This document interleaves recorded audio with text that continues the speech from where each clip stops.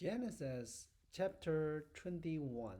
The birth of Isaac. The Lord kept his word and did for Sarah exactly what he had promised. She became pregnant and she gave birth to a son for Abraham in his old age. This happened at just the time God had said it would. And Abraham named their son Isaac. 8 days after Isaac was born, Abraham circumcised him as God had commanded. Abraham was 100 years old when Isaac was born. And Sarah declared, God has brought me laughter. All who hear about this will laugh with me.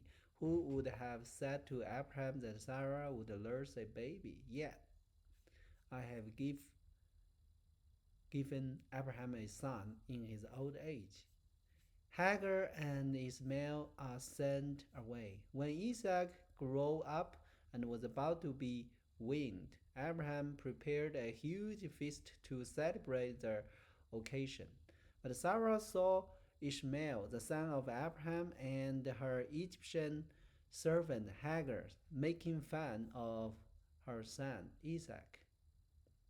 So she turned to Abraham and demanded, Get rid of that slave woman and her son. He is not going to share the inheritance with my son Isaac. I won't have it. This upset Abraham very much because Ishmael was his son. But God told Abraham, Do not be upset over the boy and your servant. Do whatever Sarah tells you. For Isaac is the son through whom your descendants will be counted. But I will also make a nation of the descendants of Hagar's son, because he is your son too. So Abraham get up early the next morning, prepared food and a container of water, and strapped them on Hagar's shoulder. Then he sent her away with their son, and she wandered aimlessly in the wilderness of Beersheba. When the water was gone, she put the boy in the shade of a bush. Then she went and sat down by herself about 100 yards away. I don't want to watch the boy die, she said, as she burst into tears. But God heard the boy crying, and the angel of God called to Hagar from heaven. Hagar, what's wrong? Do not be afraid. God has heard the boy crying as she lied there. Go to him and comfort him, for I will make a great nation from his descendants. Then God opened Hagar's eyes, and she saw a well full of water. She quickly filled her water container and gave the boy a drink. And God was with the boy as he grew up in the wilderness. He became a skillful archer, and he settled in the wilderness of Paran. His mother arranged for him to marry a woman from the land of Egypt. Abraham's confidence with Abimelech. About this time, Abimelech came with Phicol, his army commander, to visit Abraham. God is obviously, obviously, obviously, obviously, with you, helping you in everything you do. Abimelech said, Swear to me in God's name that you will never deceive me, my children, or any of my descendants. I have been loyal to you, so now swear that you will be loyal to me and to this country where you are living as a foreigner.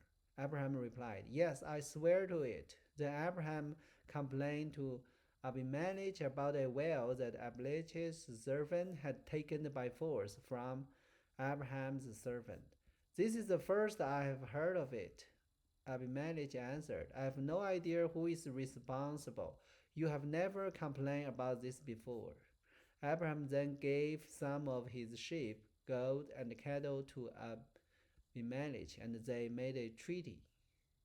But Abraham also took seven additional female lambs and set them off by themselves.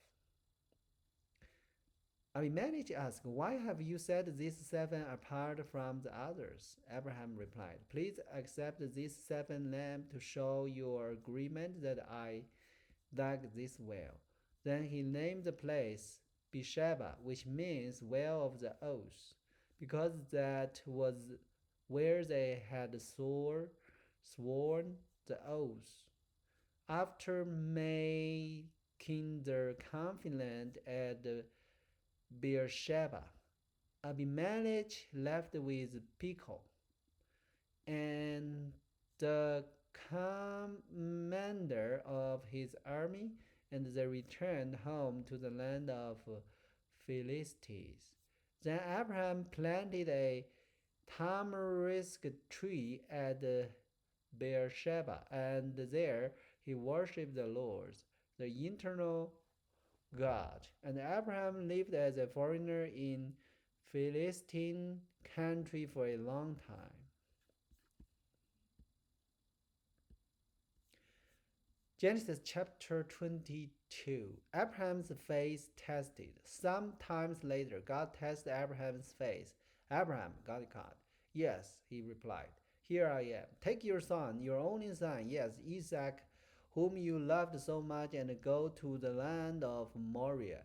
Go and sacrifice him as a burnt offering on one of the mountains which I will show you. The next morning, Abraham got up early. He saddled his donkey and took two of his servants with him, along with his son Isaac. Then he chopped wood for a fire for a burnt offering and set out for the place God had told him about. On the third day of their journey, Abraham looked up and saw the place in the distance. Stay here with the donkey, Abraham told the servant. The boy and I will travel a little further. We will worship there, and then we will come right back. So Abraham placed the wood for the burnt offering on Isaac's shoulder, where he himself carried the fire and the life. As the two of them walked on together, Isaac turned to Abraham and said, Father, yes, my son. Abraham replied, We have the fire and the wood, the boy said, but where is the sheep for the burnt offering? God will provide a sheep for the burnt offering, my son. Abraham answered. And they both walked on together. When they arrived at the place where God had told him to go, Abraham built an altar and arranged the wood on it. Then he tied his son Isaac and laid him on the altar on the top of the wood. And Abraham picked up the knife to kill his son as a sacrifice. At that moment, the angel of the Lord called to him from heaven, Abraham, Abraham. Yes, Abraham replied, Here I am. Don't lay a hand on the boy, the angel said. Do not hurt him in any way, for now I know that you truly fear God. You have not withheld from me even your son, your own son. Then Abraham looked up and saw a ram caught by his horn in a thicket. So he took the ram and sacrificed it as a burnt offering in place of his son. Abraham named the place Yahweh Yireh, which means the Lord will provide. To this day, people still use that name as a proverb. On the mountain of the Lord, it will be provided. Then the angel of the Lord called again to Abraham from heaven. This is what the Lord said, because you have obeyed me and have not withheld even your son, your only son. I swear by my own name that I will certainly bless you. I will multiply your descendants beyond number, like the star in the sky and the sand on the seashore. Your descendants will conquer the city of their enemies, and through your descendants all the nations of earth will be blessed, all because you have obeyed me. Then they returned to the servant and traveled back to Beersheba, where Abraham continued to live. Soon after this, Abraham heard that Milcah, his brother Law's wife, had borne Law 8 sons. The oldest was named Uz. The next oldest was Buz, followed by Camel, the ancestor of the Arameans. Cassis, Hazel, Pildash, Jeldash, and Bethel. Bethel because the father of Rebekah became. In addition to these 8 sons from Milcah, Laur had 4 other children from his concubine Reuben. Their names were Teba, Gehem, Tahash, and Makkah. Okay, so that is chapter 21 and 22. It's still talking about the Abraham's story, and it's talk about Abraham how have a relationship with the king of uh, of the land. He was lived a foreigner, and also it's talking about Abraham sent his another son Ismael and Hagar away because of Sarah. And that's what we know. After that, Ismail becomes the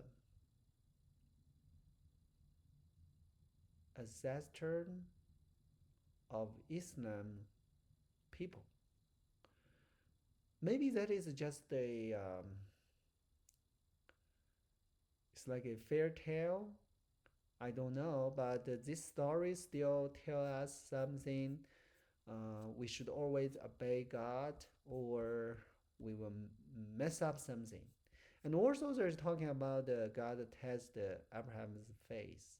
So those story always is remind us we should obey God commandment. We should have a faith on God and also fear God. All right, so that is what we want to share with you today. Hope everybody like it, and God bless you. See you guys tomorrow.